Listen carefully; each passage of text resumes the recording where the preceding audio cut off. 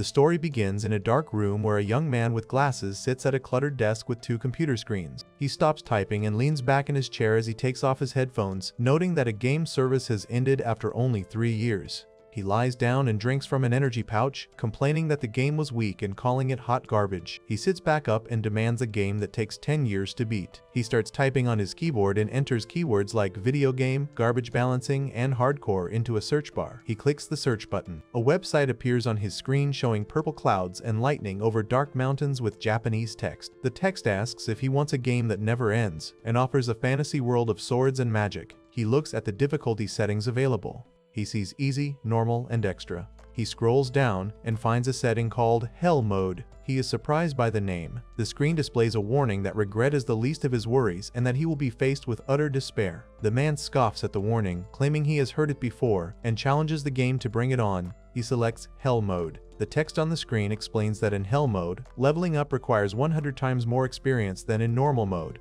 The man moves his cursor to look at the character classes. He sees options like Swordsman, Spear User, Swordmaster, and Hero. He is surprised to see that he can even choose Demon Lord. He notices the Summoner class and wonders why its difficulty rating is so high. He decides to try it. The game informs him that this class defaults to the Serf social class. He smiles and thinks it seems like a fun challenge. The screen asks if he is ready to start. He clicks the yes button and says he will be the guinea pig. A bright light flashes from the screen as he types. He disappears from his room, leaving his headphones on his chair. He finds himself floating in a dark blue space. He feels lukewarm and finds it relaxing, but then the space becomes tight and he panics. He wakes up as a newborn baby in a simple stone house. A blonde woman named Theresia looks at him and smiles, happy that he is breathing. A man named Rodan holds him and celebrates that it is a boy.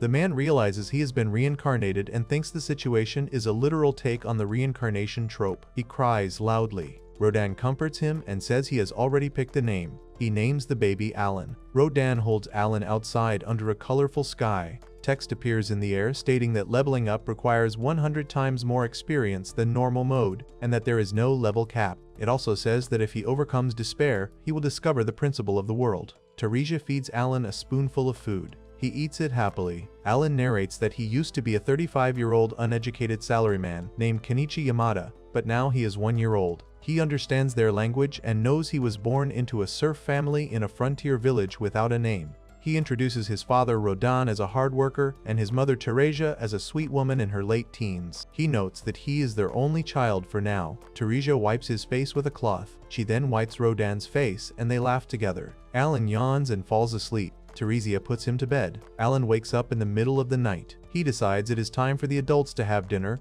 and tries to open his status window. He raises his hands toward the ceiling. He thinks about how being a baby involves diaper changes and breastfeeding, but he wants to use his summoner skills. He tries repeatedly to open the window. A black book appears in the air. Rodan and Theresia hear a noise and rush into the room. Alan quickly hides the book under his blanket and pretends to sleep. Rodan checks on him and assumes he was talking in his sleep. They leave the room. Alan tries again and whispers for the book to appear. The grimoire opens with a bright blue light. He is excited to finally see his stats. He sees his name is Alan. He is 1 year old and his class is Summoner. He is level 1 with 4 HP and 2 MP. His attack and endurance are 1, agility and luck are 2, and intelligence is 3. He sees his skills are Summon, Create, and Delete. He has 0 experience points out of 1000. He reads the details on the summoning skill and learns that Summon and Create have their own skill experience. He sees he can create insects and beasts of H rank. He notices a letter in the book from the administrator. It is an apology from Elmea, the god of creation.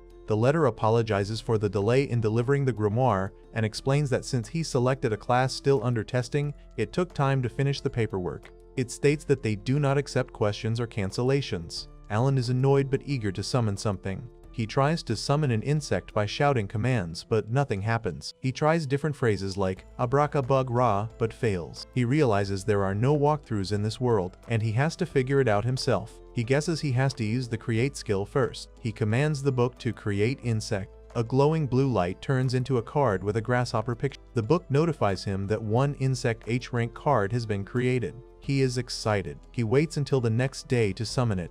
Later, Alan sits up in bed while his parents are away. He calls for his grimoire. He commands it to summon Insect H. The book glows and a card appears. Blue orbs of light float around him. A large green grasshopper appears from the light. It jumps onto Alan's face, scaring him. He falls back. He looks at the grasshopper and notes it is huge. He wonders if it will listen to his orders. He speaks to it in baby language, telling it to approach. The grasshopper just sits there. Alan checks the grimoire for stats. He sees he can name it. He names the grasshopper Denka. He sees it gives buffs of +1 to endurance and agility. He realizes that summoning creatures boosts his own stats. He is thrilled. Suddenly, Teresia enters the room. She sees the large bug and screams. She stomps on Denka. The grasshopper turns into blue glowing balls and disappears. Alan is sad. Several days later, Alan experiments with creating a Beast Age card. He summons a white mouse. He names it Mousy. He checks its stats and sees it has 5 HP and 5 attack. It gives buffs of +1 to HP and agility. He realizes Mousy has an ability called Scurry. He commands Mousy to scurry and it moves. He realizes that, while they are dumb, they follow specific ability commands. He learns he can stock up to 10 summon cards for each creature. He calculates that stocking 10 Mousy cards would increase his attack stat by 10. He realizes he can surpass a regular baby's strength. He remembers that Hell mode requires 100 times more experience to level up and calls it a hellish grind. Rodin returns home one evening covered in blood. Teresia is terrified. Rodan explains it is just blood from a hunt and he is not hurt. He tells Alan he took down a great boar. Alan repeats the word boar. Rodan offers to show him the boar. He carries Alan on his shoulders to the butchering site. Alan sees the outside of the house for the first time. He sees the village and the mountains. Rodan points to a flock of birds in the sky. He tells Alan they are albaherons and that they migrate north. He explains that he named Alan after them because for them, the sky is the limit. He wants Alan to have true freedom. He mentions that Teresia was angry when he told her he named their son after a monster. They arrive at the site where men are butchering 2 massive boars. Alan is shocked by the size of the great boar and thinks it is terrifying. A neighbor named Gerda greets Rodan and calls him a champion. Gerda notices Alan and says he looks civilized compared to his own daughter, Krina, who is the same age. Rodan explains that the Great Boar is a C-rank monster and it takes 20 men to take one down. Alan uses this information to benchmark the power levels in this world. 10 months later, Alan is almost 2 years old. He looks at his grimoire. A notification tells him he has reached Summon Level 2 and Create Level 2. He also obtains Expansion Level 1 and unlocks the Notes feature. He is excited and feels a gamer adrenaline rush. He checks his status and sees he can now create G-rank cards and has a new skill called Fuse. His inventory space has doubled. He realizes this means double the buffs. He tries to use the Fuse skill to combine 2 Mousy cards. The book says he does not have enough MP. He is confused because his MP is full. He tries to create a Beast G card. The book says he does not have enough MP for that either. He realizes his maximum MP is too low to use his new skills. He falls back in frustration and curses Hell mode. Time passes and Alan is now 3 years old. It is October. His stats have improved. He has increased his intelligence and MP. He tries to fuse a Hopper card and a Molly card. The fusion is successful. He creates a Bird G card. He summons a colorful bird and names it Chappie. He checks its stats and sees it gives buffs to agility and intelligence. He sees its ability is Voice Mimic. He tests it, and Chappie mimics his voice perfectly. He thinks this will be good for tricking enemies. He summons Hopper, Molly, and Chappie together. He commands Hopper to use Provoke and Molly to use Dig. Molly spins like a drill and digs a hole. Alan thinks about making pitfall traps. He declares that knowing the stat buffs is the key to being a summoner and calls the game hardcore. Suddenly, a girl with pink hair appears at the window. It is Krina. She calls him out to play. She holds a wooden sword and calls herself Krina the Fierce. Alan grabs a wooden sword and calls himself Alan the Honorable. They play dueling knights. Krina attacks him with incredible speed. Alan blocks but struggles to keep up even though he has poured all his creature buffs into agility. She breaks his wooden sword and knocks him down. He thinks she is overpowered. Krina smiles and says she is just getting started. Her mother Matilda arrives to take her home. Matilda is pregnant. Rodan and Teresia come out. Alan tries to help his mother carry a basket. Rodan tells him to stop. Alan says he wants to help with the potato harvest because his mother has a big tummy. Rodan refuses and says kids should just play. He explains that they are serfs and the work is grueling. He does not want his 3-year-old son doing it. He tells Alan to enjoy his life without farm work while he can. He mentions that when Alan turns 5, there will be an appraisal ceremony to determine his talent. He hopes a good talent will help Alan break out of serfdom. Winter arrives. Alan stands in the snow throwing rocks at a large tree. He does this to see if he can learn skills aside from summoning. He watches Denka the grasshopper jumping in a hole in the snow.